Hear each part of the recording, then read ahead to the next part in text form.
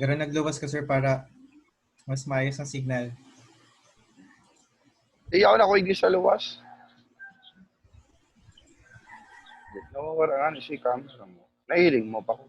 Apa, setting it up, readying it for broadcast. for the yeah. Pero pignet mo muna. Pignet mo muna. Now.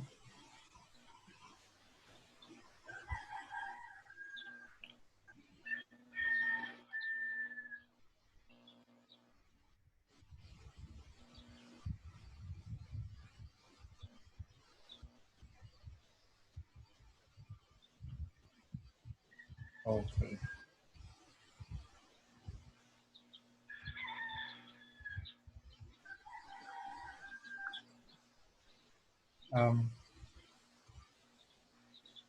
Wait lang po.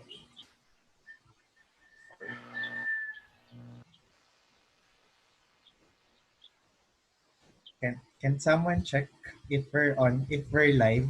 Naka-live na tayo. Ayan, okay. Yeah.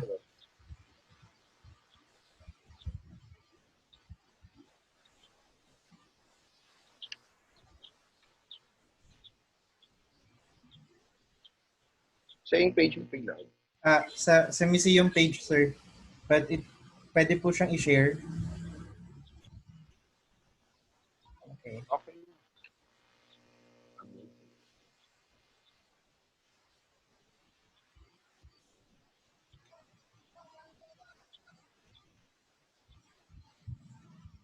Delay down tele. We'll begin, sir, in mga 2-3 minutes. Let's wait for some people to join us.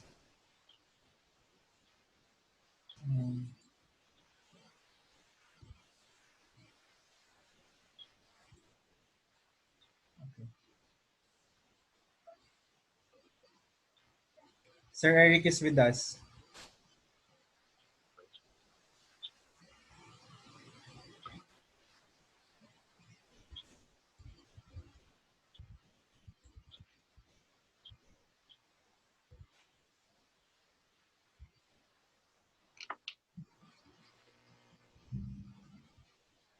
Okay.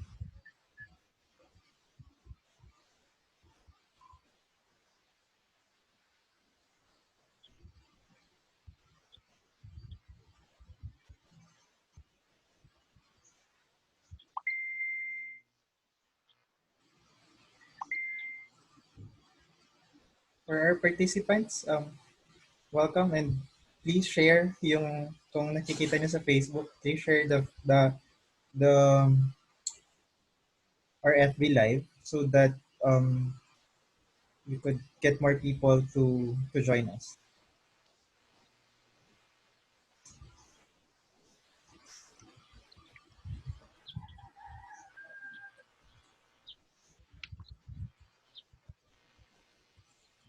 Okay.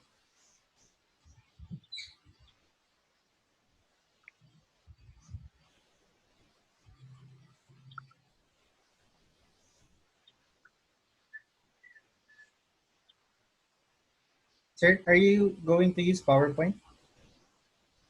Ayun na. Hindi na. Para mas... Feeling ko kaya podcast man siya. So people should be Sige. listening rather than...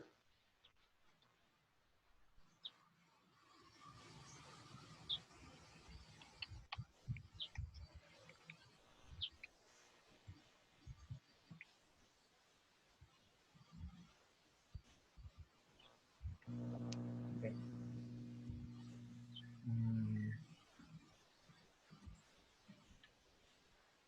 Setting things up.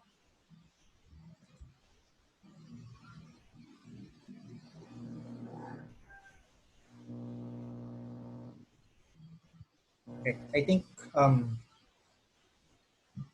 we can start para hindi sayang yung oras. Sure. Okay. Just marayang hapon po sa Tuyanga Boss. I'm Earl Hernandez, the Museo Isarog curator, and I'll be the moderator for this afternoon. So may I remind our participants, that this lecture is currently being recorded, and uh, we're currently streaming it on Facebook. So initially, just a short backgrounder. Initially, we thought, along with colleagues and co-organizers, that we only intend to do it for a week. So, however, because of interest of colleagues, among others, like Sir Mike, we decided to do a second part. So actually, the third part is currently being organized and will be ready within the week.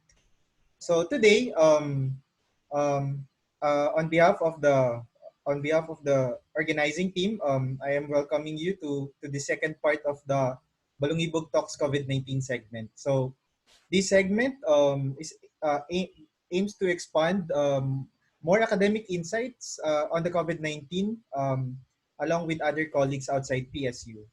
So now, just a brief promotion. You can join us either Zoom or Facebook Live.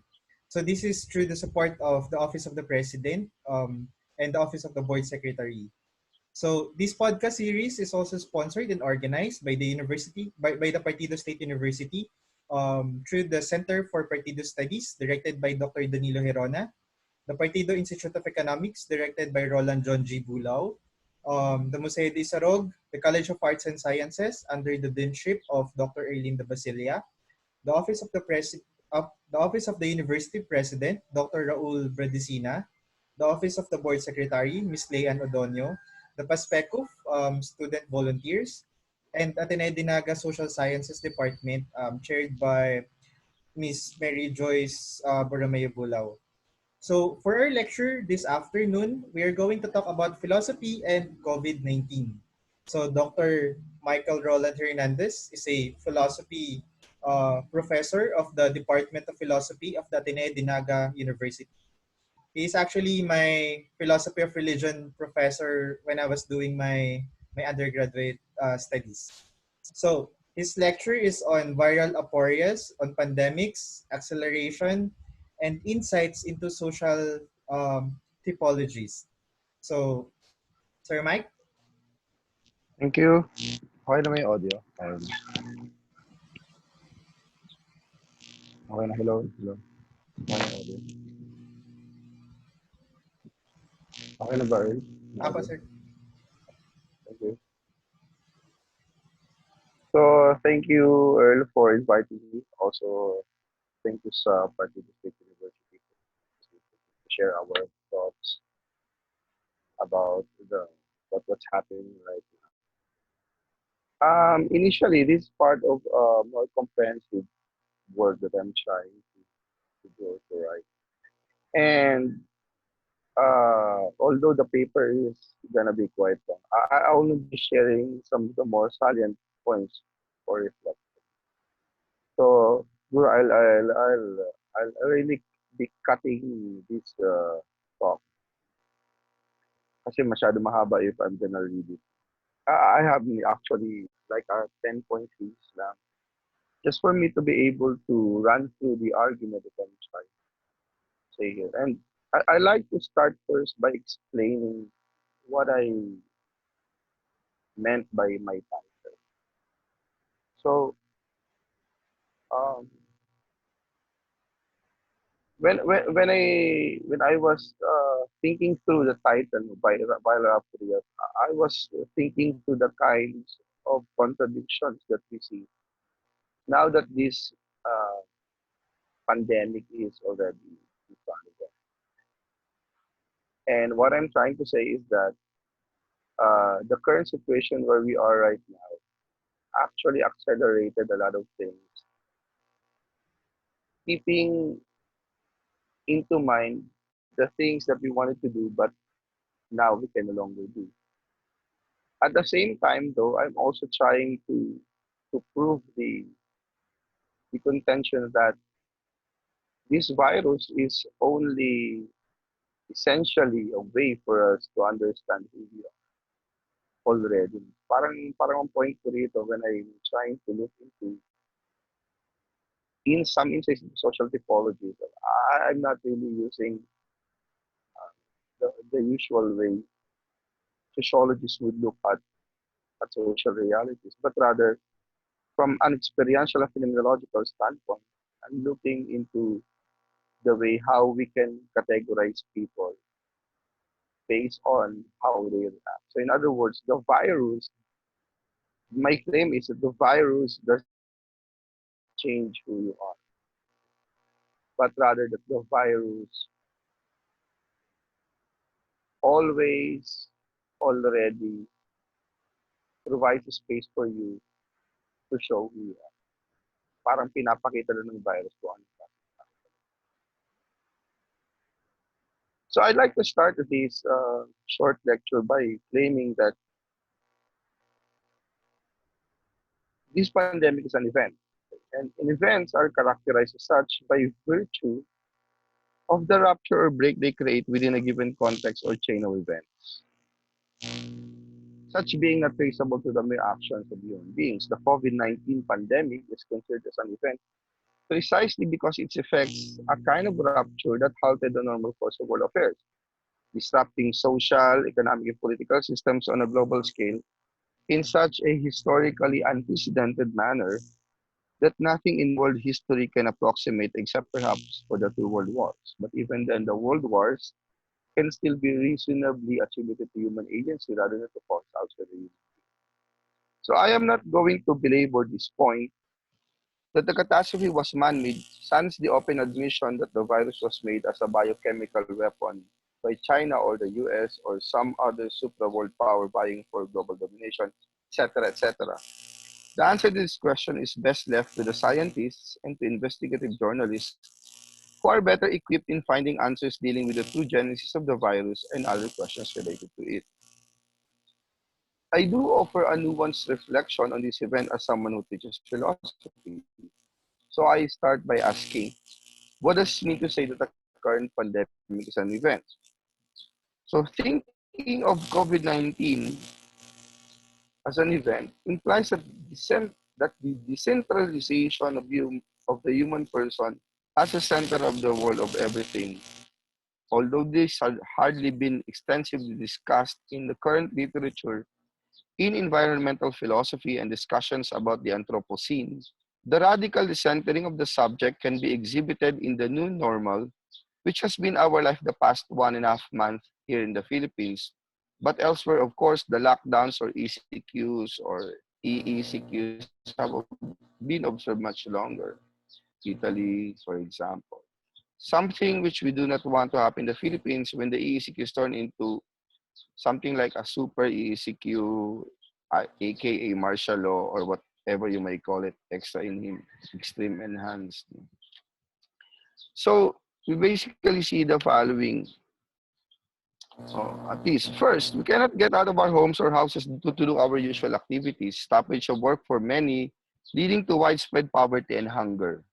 Getting food supplies, for instance, has become a burdensome task. I know some of my friends who became members of the saklap.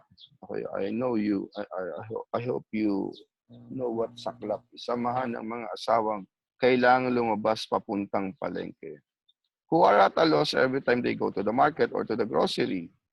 Two, we always have to wear face mask when going out. Three, we have to wash our hands and sanitize them every so often. We can't touch our faces without number three. We have to mind social distancing. That is, we have to keep at least 6 feet distance between ourselves.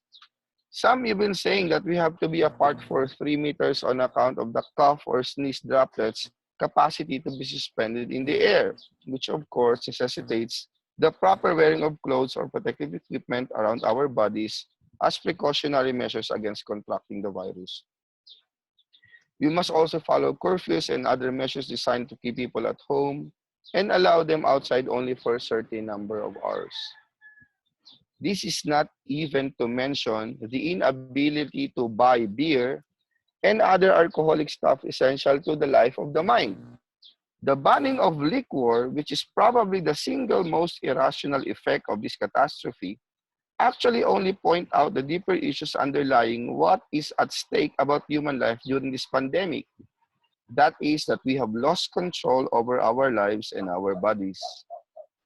In the face of this pandemic, we have to resort to the principle of governmentality to address the threat created by the virus. This leads us to several aporias, and by aporias here, I mean the points of impasse beyond which thinking cannot anymore proceed, but where a choice or decision must be made, based on certain criteria, of course, practicality, efficiency, ethicality, and so on and so forth. So first, this loss of control over the conduct of our lives and the governance of our bodies is necessitated by the need to survive. But survival, the crossing over to the other instant or phase of existence, or the mere continuation of mortal life, is ensured by an obsessive compulsive tendency to be clean that we must follow based on certain scientific and governmental guidelines. And so this conduct on how to govern social conduct is ultimately geared towards the achievement of social survival, which, absent the cooperation of people, will not materialize. In the Philippines, for instance, this irony is heightened by the fact that a government, which previously meant the destruction of its poor citizens through its infamous drug war and other anti-poor legislations, is now obliged, under conditions of self-interest and self-preservation, to care for a populace which is long neglected, but must nevertheless manage towards survival if it is to maintain a semblance of legitimacy. Ironically, it must manage a crisis which it has helped to create when it failed to enact early clinical measures to ensure that the virus did not reach the status of an epidemic. As such, it must take upon itself the task of governmentality so as to appropriate upon itself the self-legitimation of police power. So individuals are losing control when they follow a government who wants to use control to counter the pandemic, but which in the end ineffective in controlling its spread. So together with this loss of control over what we do is the experience of boredom that comes with limited mobility. By the power of community quarantine, we were forced to be confined within the small space of our homes and confront the negation of our fast-paced everyday lives in the repetition of the ordinary activities that we do at home. Sorry. Boredom, which comes from the perception that there is nothing interesting in the everyday, is the ultimate guarantor of how we are alienated from the things which should matter essentially for us. To highlight this irony, we can take the example of an employee like me who works under a certain company. Many of us who work 6 days a week would suddenly find that our frenzied world seem to have stopped and our hectic schedules are revealed to be the boring fetishized lives that they are. What is most striking here is the irony between the apparent relativity of time and work for many of us. Before, those who are already tired or even hate their work are now clamoring for a return to work, not only because of the money or the salary, but because they have to escape the boredom occasioned by the limited fetishisms at their respective homes. So it is not so much that everyone suddenly loves the oppression and exploitation occasioned by the workplace, as much as the need to find only, as much as the need to find, as much as the need to be productive as opposed to doing nothing. Simply speaking, we cannot stand doing nothing because we cannot stand the nothing. So doing nothing surprises us about the nothingness of our lives that we must always overcome through the escape of conscious human activity. So in the doing of the nothing, we are revealed to always searching for something, though that something always eludes us. So parang pag tinanong ka, anong ginagawa mo ngayong quarantine? Eh wala. Anong ginagawa mo pag wala kang ginagawa? Eh di wala. Pero meron ka bang ginagawa kapag sinabi mong wala kang ginagawa? So parang, paano kaya kung magwala ka na lang? So usually, yung mga nagwawala, yun na lang siguro naiisip nila gawin no, kapag wala silang magawa. But the thing is, there's a certain irony, you know, that we encounter when we think or say na wala kang ginagawa. But you know, sinabi wala kang ginagawa, may ginagawa ko pa rin. Which is, ano yun, wala. Okay, so basically, you know, that's just an example. There are many other examples that we can talk about. You know,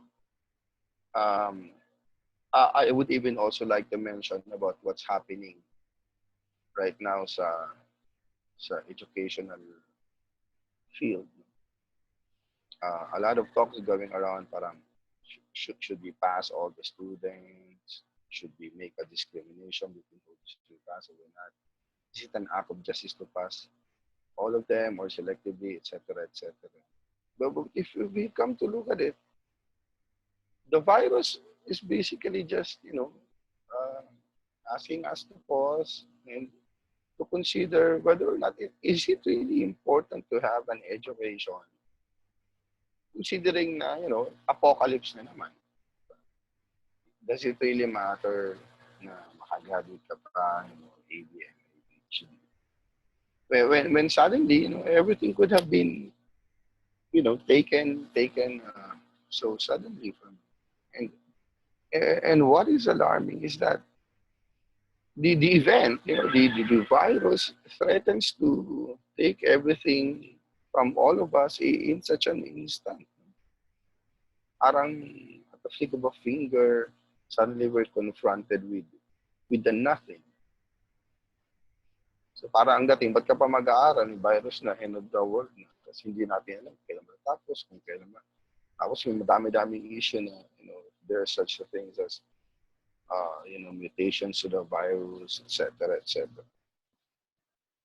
So given this kind of situation, okay, we can ask,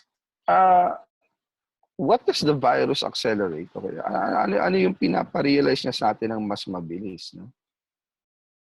So given the above existential predicament that the virus created for us, we can see how the virus provides space for accelerating our understanding certain aphorisms about our human condition. In the doing of the nothing, we realize that we are doing something, and that is nothing.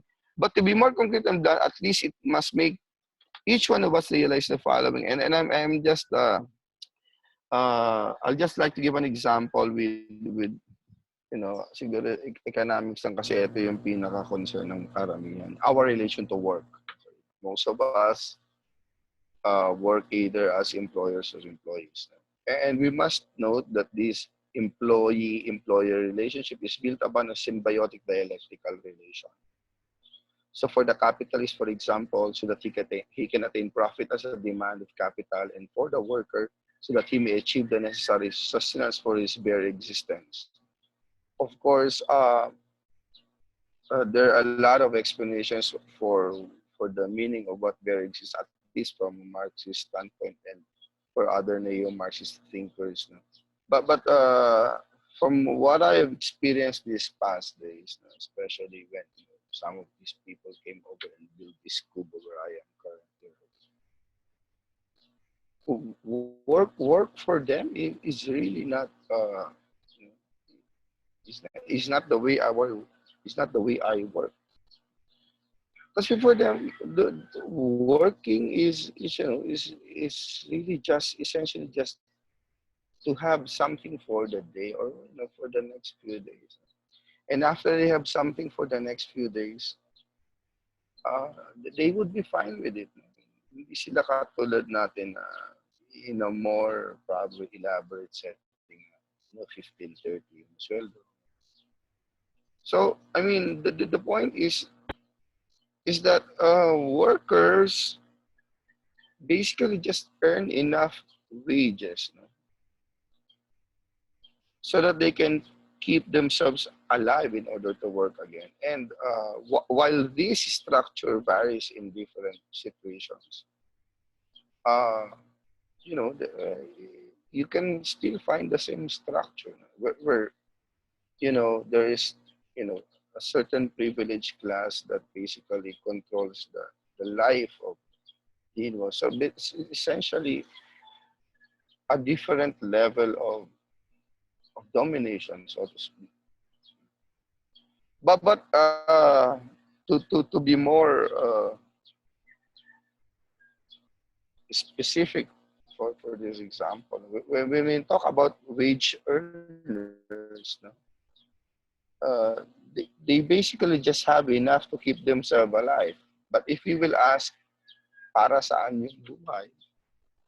They should keep themselves alive so that they can basically work again. And this is something that this pandemic is making us realize that, you know, if you are an employee, maybe you should start, you know,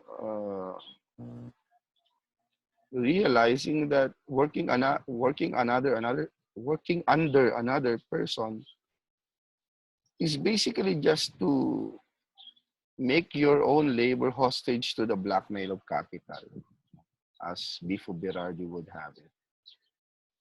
So yung possibilities natin for self-realization are often hindered. Of course, it might be objected that, for example, people like you, they'll probably have more, there are more opportunities for self-realization, etc., etc. Yeah, I am not denying that. But if you look at the great mass of people, which is basically affected with what's happening now in the Philippines, we would realize that the old order of things actually it is never a system that should work for all of us. That's why the virus is I don't know, but somehow providential, because it basically exposed the limits of the system. And on the other hand, of course, employers and capitalists must ensure that for their continued profit to happen, they must take care of their workers. It should not be surprising in today's crisis that the owners of businesses themselves have set the precedent of how to take care of those given under their care. I'm not going to mention the different companies which have given millions. But this is just to say that every time we talk about going back into the, you know, to the to the normal things that we used to do, we need to rethink the values that are included in that. As it is, of course, uh, and this is where it basically ends. Here are just some of my hard realizations, and you can feel free to question me later and criticize, of course. And if I may be so bold to say, the elites do not really care for the poor, except for those who will be beneficial for them. So it's still the same utilitarian mindset.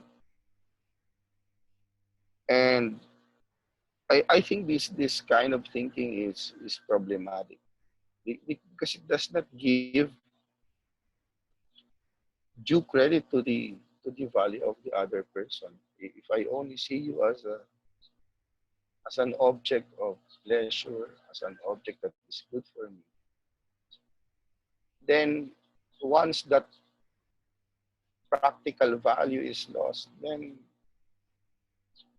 there's really no need for me to relate to. And that's that is what's happening in an economic relation.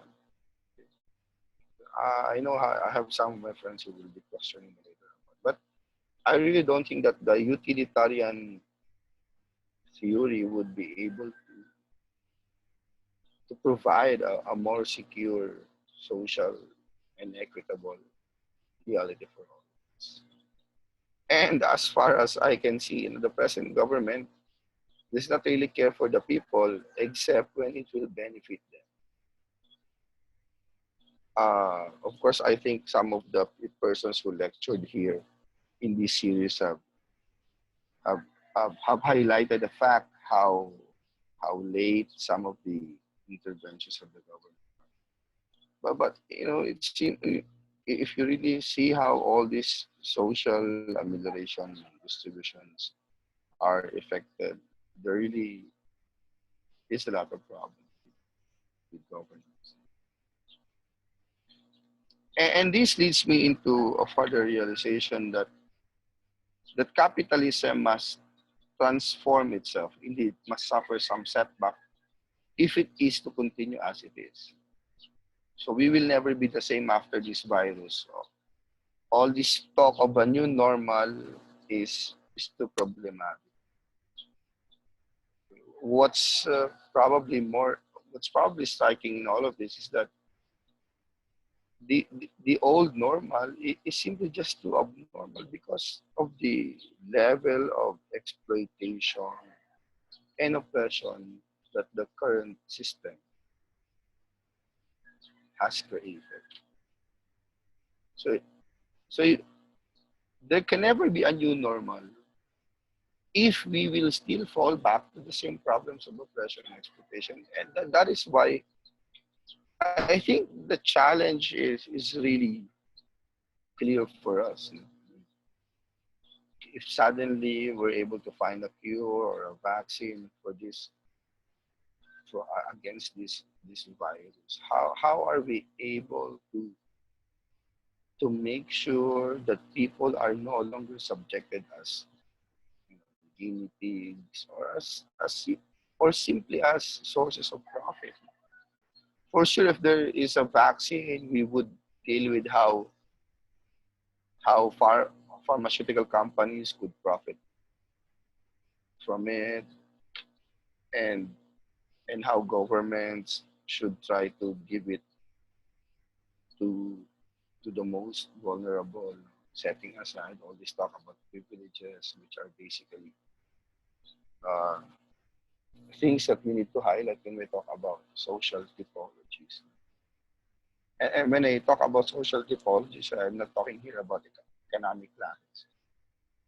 I'm just talking about the kind of people that we see around us. I'm talking about the kind of people that we have become, that we are becoming given certain events. That's why for me, the virus represents the real power of our evolution, in the sense that it's silent but it's effective, innocent but paralyzing, undetected but fast. It actually crumbled down religion and capitalism itself. All this talk about world economies falling down, etc., etc. So if I could have another word for the virus, it would be potency for subversion. The virus subverted the world system of domination, in a sense, of course, and established the other as the master of this world, the other being the non-human. I'm not talking about God, but maybe nature as the master of this world. So in conclusion,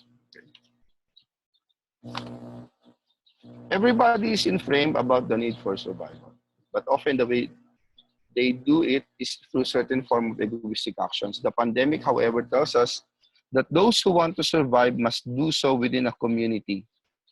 This demands that everyone's egoistic impulses must be tempered by the demands of intersubjectivity within the overall program of care for nature. So with that, I end this short lecture. Thank you very much.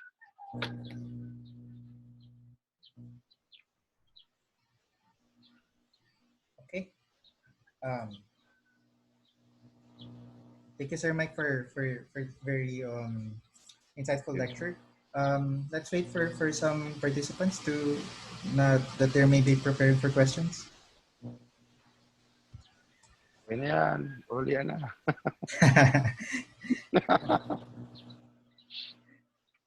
We can, I guess, entertain.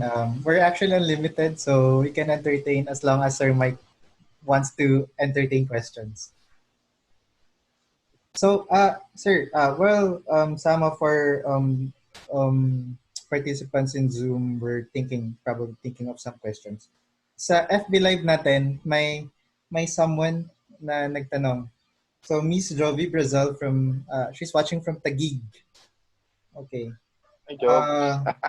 Sabi niya, okay. So, her question is there any difference between helping the poor because one wants to help them, sort of empathy, versus helping them for selfish reason, if the outcome is the same?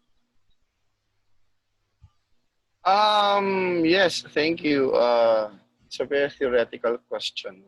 It should be answered by an ethics professor, which I happen to be sometimes. Yeah. Objectively, if you're helping the other, there should not be any difference. Parang ganito. I don't know if the example is correct. If you give 5 kilos of rice with 5 noodles and 5 eggs and 5 sardinas, then it's just the same. Siguro. But from the perspective of somebody who does it out of duty, out of empathy, and out of egoistic motivations, there should be some difference at least, no? From a subjective standpoint of the one doing. But not objectively, no. Ano yung tanong niya? Which is better ba? To do it out of empathy or... Yeah. If kung may difference po ba doon sa helping the poor because of empathy or versus helping them for selfish reason, um, yeah. Well, yeah, this question actually demands a very, very long answer. Pero, ano matapos na? I think it should be obvious uh, that there is a difference between the two. Pero siguro which is better, I won't be able to categorically answer that. You know for a fact as a former ethics student na, you know, and I want to see it from the perspective of what's happening right now. A lot of people are helping, di ba? Some of you, like si Jovi, I know she helps a lot of people because she's a good person. She feels for other people. But we also note na a lot of people are, especially politicians, more often than not, are not only motivated by empathy, but by selfish interest. So uh, there's definitely a lot of, but that can only be explained from I would say from an ethical transcendental standpoint. But from the point of view of immanent life, the life that we live right now, there should be no difference for the person that we have helped. So thank you, Joby, for your question. Okay.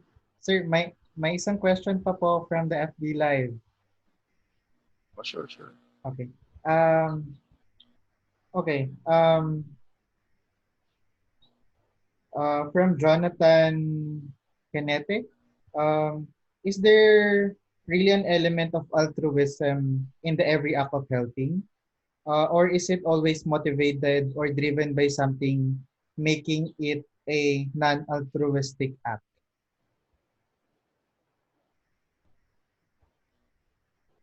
Well, again, it's actually similar to what Miss Brasal has asked earlier, and they're basically asking from the perspective of the subject who does the helping.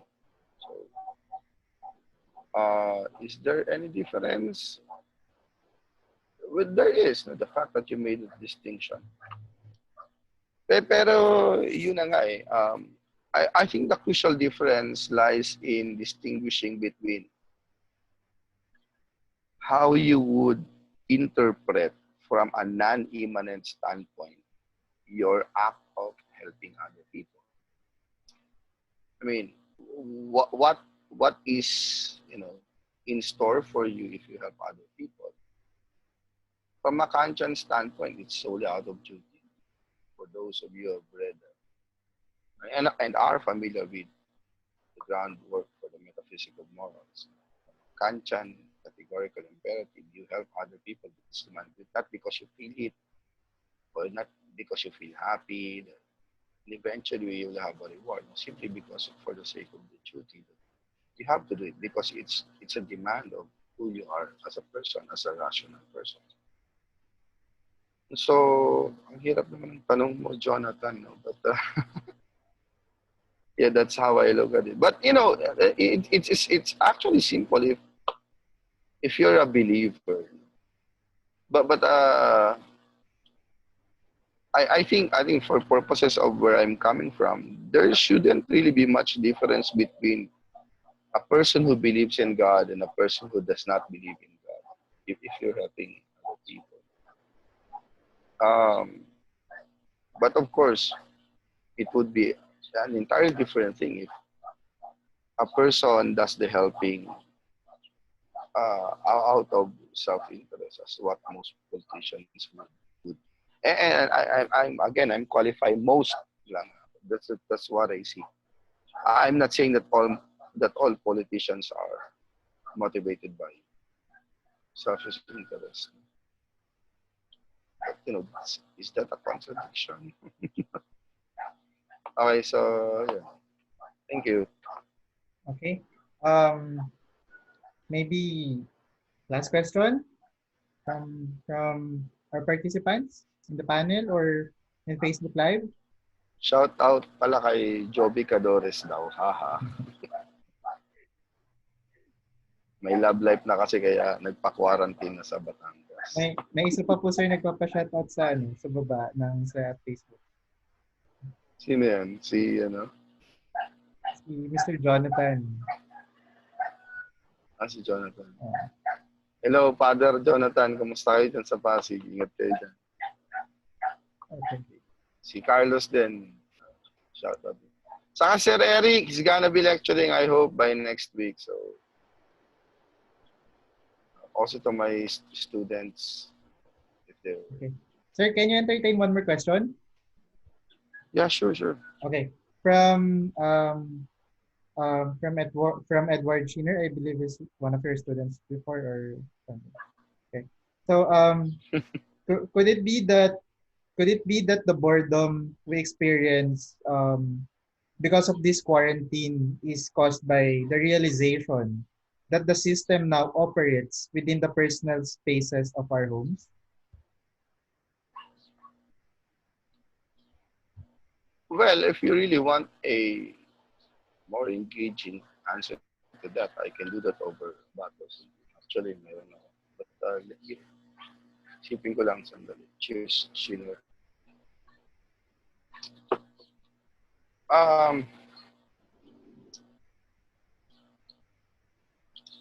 No.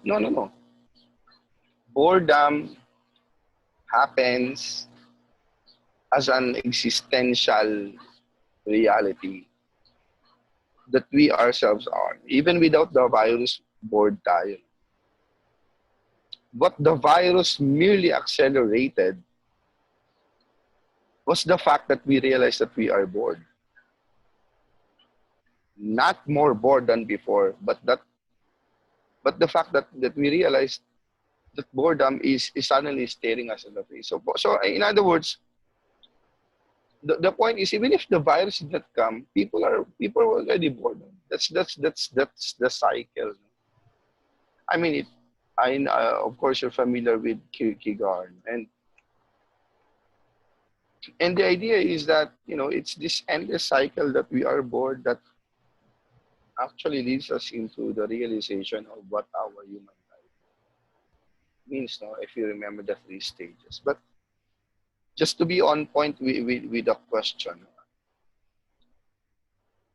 I don't think that the accelerated confrontation with your personal space actually gave rise to the boredom. I don't agree with it. Boredom was already there from the fact that you keep on repeating the things that you used to repeat. And boredom is an existential condition. All of us are bored. It's just a matter of how we deal with it. And the problem is that, and this is actually one trajectory of the paper that I was trying to develop in the full version. I mean, we're simply bored because we kept on looking for those things which are not really supposed to be pursued by us. Diba? Yun lang naman yun eh. You know, you drink alcohol para malasing ka. And then, amats ka, tulog ka. Kinabukasan, board ka na naman pagdating ng hapon. Alak na naman ulit. Diba? Bored, yung paulit-ulit na, it's just basically the cycle of boredom that is already ascended. And that actually leads us into a confrontation with our mortality, you know, when you try to look, bakit ka bored, para saan ang bored, ha? Para saan ba itong mga ginagawa mo? Bored ka pa rin, di ba?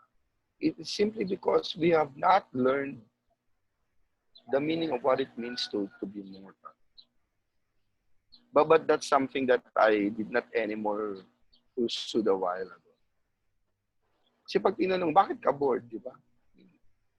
You don't really find a complete answer to that. Except the fact that, you know, you always try to look for the pleasure, which would never be enough. So actually related yung mga tanong ni Joby sa kanina, Jonathan. You help other people, maybe you're bored. You believe in God, maybe because you're bored. You pray to God because you're bored. But if you go beyond these questions, you realize the more fundamental sense of what it means to be human. And that's basically to be temporal, to be able for you to understand that, you know, life is finite, it has limitations, and we are all only postponing the inevitable.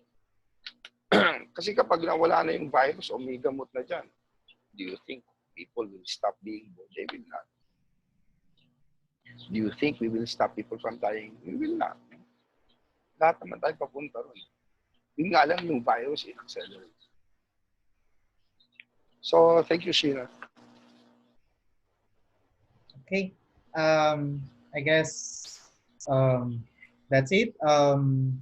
Maybe if you still have some questions, you can I guess comment your questions to in our Facebook page, and or so that maybe pag mas maraming questions, maybe we can do part 2 or a more of roundtable discussion with Sir Michael.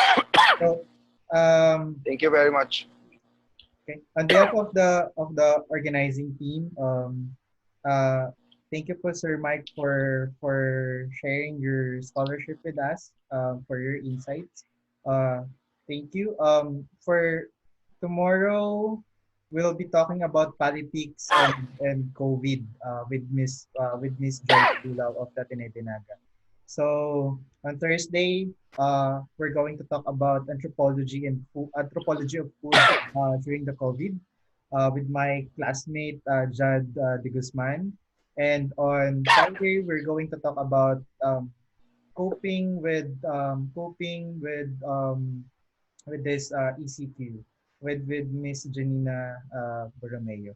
So thank you so much po for participating, lalo na sa ating active na participants sa Facebook Live.